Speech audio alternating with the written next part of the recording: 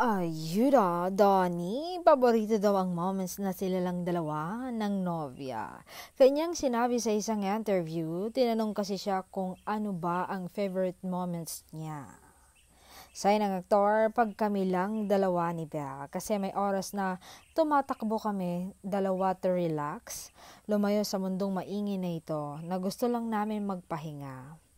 Pupunta kami sa lugar na tahimik at kaming dalawa lang.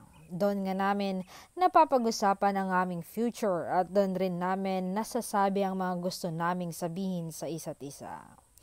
That was a perfect moments for me kasi kasama ko ang taong mahal ko.